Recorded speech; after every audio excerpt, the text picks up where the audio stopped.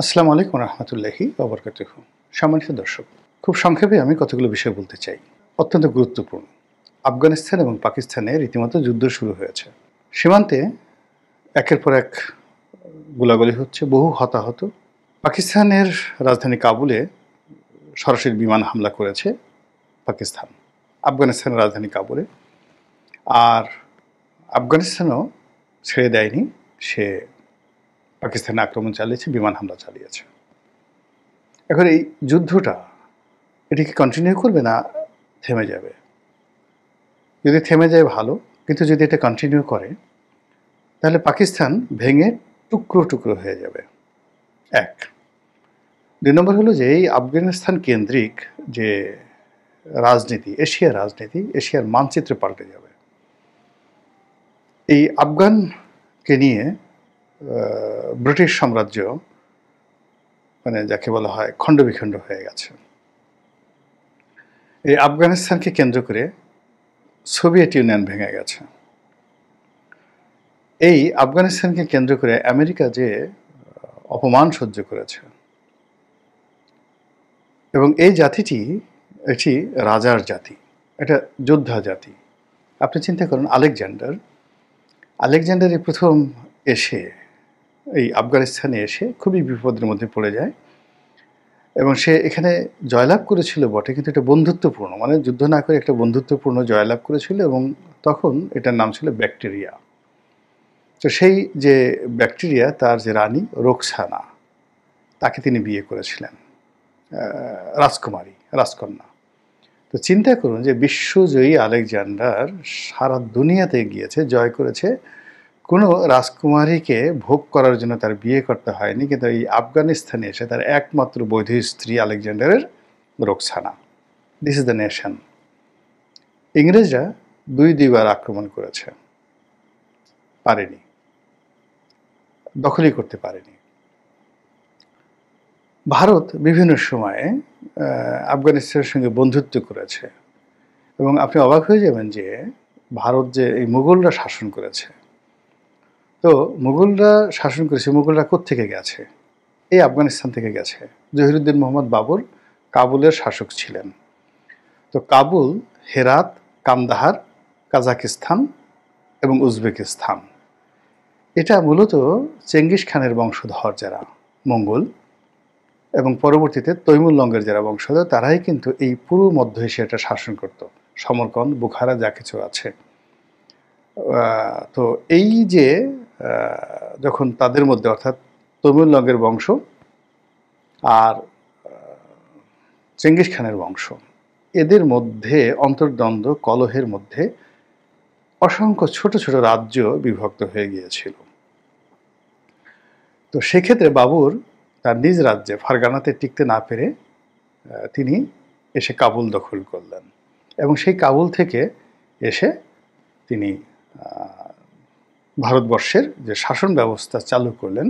৩.৫ বছর মোগলরা এই ভারতবর্ষ শাসন করলো, এবং তখন এই কাবুল, আফগানিস্তান এক দেশ ছিল। কিন্তু বুঝতে হবে যে কিং ছিল কারা, রুলার ছিল কারা। কাবুলের পরিবর্তে রাজধানী ছিল দিল্লি, আগ্রা।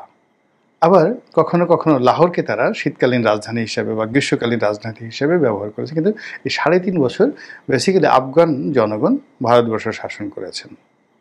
আচ্ছা, এরপরে আমরা জানি আহমদ শাহ আবদালি ভারত আক্রমণ করেছিলেন, এবং আহমদ শাহ আবদালি যে তৃতীয় পানিপথের যুদ্ধে মারাঠাদেরকে পরাজিত করে ভারত দখল করেছেন, কোথাকার লোক তিনি? আহমদ শাহ আবদালি এই আফগানিস্তানের লোক।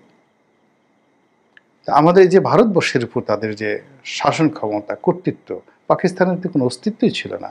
তারা সবসময় আফগানিস্তানের অধীন ছিল হাজার বছরের ইতিহাসে। তো সেই আফগানিস্তানের সঙ্গে সাম্প্রতিক সময় আমরা অনেক ঠাট্টা করছি, মস্করা করছি যে তাদের টাকা নাই, জুব্বা পরে, ইত্যাদি ইত্যাদি নানা রকম ঘটনা। কিন্তু তাদের যে শাসন করার ক্ষমতা, খুব অল্প সময় দেখেন সারা দুনিয়া থেকে তারা বিচ্ছিন্ন। তো সারা দুনিয়া থেকে বিচ্ছিন্ন কাগজে কলমে, কিন্তু যেভাবে তারা ফরেন ট্রেড করছে রাশিয়ার সঙ্গে, যেভাবে তারা চীনের সঙ্গে বৈদেশিক বাণিজ্য করছে, যেভাবে তারা আমেরিকার সবচেয়ে অত্যাধুনিক অস্ত্র, দ্য বেস্ট বিমান, কামান, গোলাবারুদ। এখন এগুলো চালাচ্ছে কারা? তালেবানরা চালাচ্ছে। এগুলো বাংলাদেশ আর্মিকে যদি এই জিনিসগুলো চালাতে বলা হয়, বলেন তো কতদিনের ট্রেনিং লাগবে? একটা F-35 বিমান চালাতে কতদিনের ট্রেনিং লাগবে? একটি অ্যাপাচি হেলিকপ্টার চালাতে কতদিনের ট্রেনিং লাগবে? জাস্ট আমেরিকা তো এগুলো সব রেখে চলে গেছে। এইগুলোকে জোড়া তালি দিয়ে পৃথিবীর সবচেয়ে অত্যাধুনিক অস্ত্রশস্ত্র এখন তালেবানদের হাতে। এবং তারা যদি সেগুলো নিয়ে যুদ্ধ করলে তারা অনেকের মানচিত্র পাল্টে দিতে পারে। সেই ক্ষমতা তাদের আছে, সেই যোদ্ধার শক্তি আছে। এবং এই অল্প সময়ের মধ্যে তারা ফাইন্যান্সিয়ালি তাদের যে আফগানি মুদ্রা, ডলারকে বিট করে ডলারকে সর্বনাশ করে ছেড়ে দিয়েছে। আমেরিকা তাদের $8 বিলিয়ন আটকে রেখেছে। তাদের রিজার্ভ, ফরেন রিজার্ভটা আমেরিকাতে ছিল 100%। পুরো টাকাটা তারা আটকে দিয়েছে। কই আফগানিস্তান তো কিছুই হয়নি। তো সেই আফগানিস্তানের সাথে যদি পাকিস্তানের এই মুহূর্তে যুদ্ধ বাদে, সেই যুদ্ধের পেছনে মূলত পাকিস্তানকে উস্কে দিচ্ছে আমেরিকা। এখন আমেরিকা, পাকিস্তান এবং বাংলাদেশের জামাত ইসলামী এক বেল্টে। সেখানে যদি এই বেল্টের সাথে তাদের দ্বিতীয় অপশন হলো বিএনপি। আবার আফগানিস্তানের সাথে যদি আপনি আফগানিস্তানের যুদ্ধে যদি তারা অংশগ্রহণ করে, তাহলে আরেকটা বলয় তৈরি হয়ে যাবে। ভারত, আফগানিস্তান, রাশিয়া, চীন। এবং চীন এখানে নিউট্রাল ভূমিকা পালন করবে, যেহেতু পাকিস্তান তাদের ঘনিষ্ঠ বন্ধু। তো কাজেই সে দুই পক্ষের কাছে অস্ত্র বিক্রি করবে এবং দুই পক্ষের কাছ থেকে অর্থনৈতিক বেনিফিট সে নিয়ে নেবে। তো এই যে চীন বাদ দিয়ে যদি আপনি বাকি বলয়টা ধরেন, রাশিয়া, ভারত আর যাকে বলা হয় আফগানিস্তান। এরপরে আপনি বাংলাদেশে এসে দেখেন যে ইতিমধ্যে মামুনুল হক, হেফাজতে ইসলাম, যে এখন বিএনপির সঙ্গী, সে কিন্তু পাকিস্তান যায়নি। সে কোথায় গিয়েছে? আফগানিস্তান গিয়েছে। তো হেফাজতের মামুনুল হক থেকে শুরু করে আরেকটা বিশাল গ্রুপ, তারা কিন্তু পাকিস্তানের পরিবর্তে আফগানিস্তানকেই তাদের নেতা মনে করে। কারণটা হলো যে সেখানে তারা যে তালেবানি বিপ্লবটা করেছে, যে সরকার ব্যবস্থাটা তারা সেখানে চালাচ্ছে।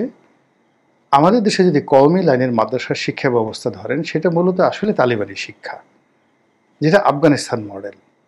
এগুলো এক। 2 নম্বর হলো যে